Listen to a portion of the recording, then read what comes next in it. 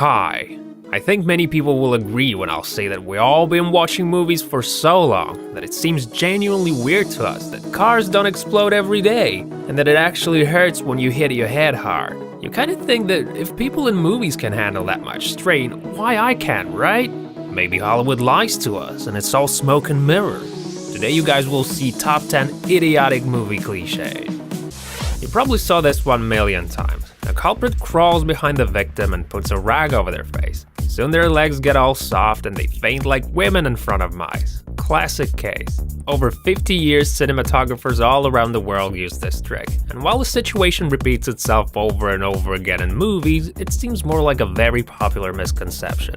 Ask any doctor and they will tell you that in actuality it can take up to 10 minutes. Moreover, chloroform is an organic compound, and when mixed with oxygen, even a tiny bit, it immediately breaks the drowsy spell. So I guess it doesn't seem like a reasonable option after all. Movie fights are so funny, especially when a dozen bad guys come close and then they just wait their turn.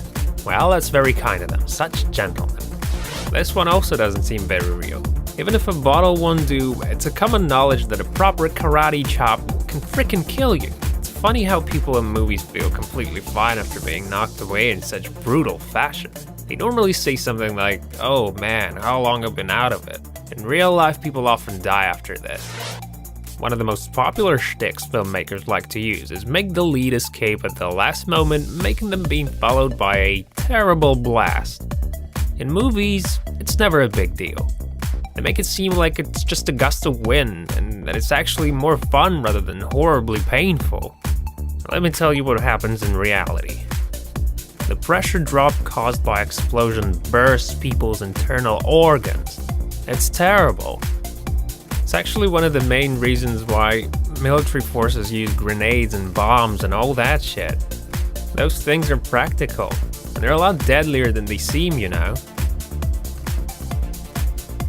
Explosives in movies always have timers. That's been established. Nobody can prove otherwise. People genuinely believe that that's what they look like.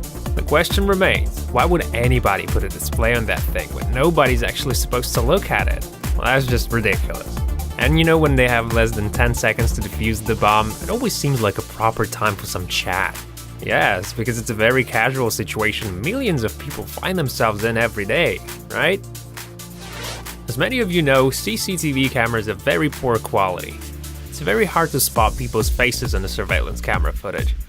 In movies, however, cameras are very powerful tools. Take the Bourne films, for example. Jesus, it's like you can't hide from those things. Not only the cameras are everywhere, but the quality is top-notch. 4K at least, I would say. And check out that zoom, it really is something. The concept of how guns work in films is total bullshit. When shot, people don't really move much, you know? In films, they move as much as they can, and the further they fly up, the better. Not to mention that most guns are magical, and the bullets just never end. The funniest thing is that they always would cock a gun when threatening or trying to get information. But it just goes automatically, there's no need in doing that. Get real. Oh yeah, when bullets hit the car and the rear window breaks, the front usually remains solid. Oh well, that's Matrix, who knows what happened there.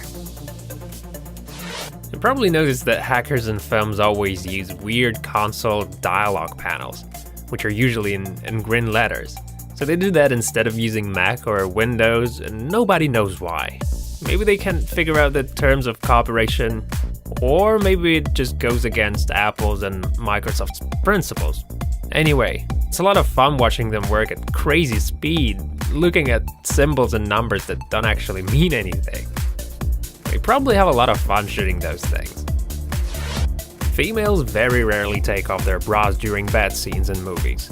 Maybe it's not in their contract, or it's just that the filmmakers don't want to be rated with the letter R. As a rule, partners usually smoke after they had sex.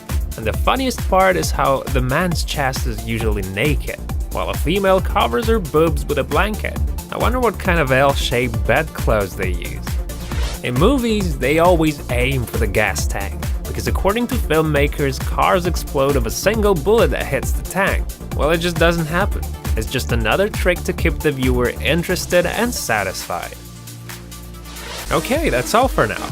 Thank you for watching, guys. Remember to press the like button and subscribe to our channel for more interesting stuff.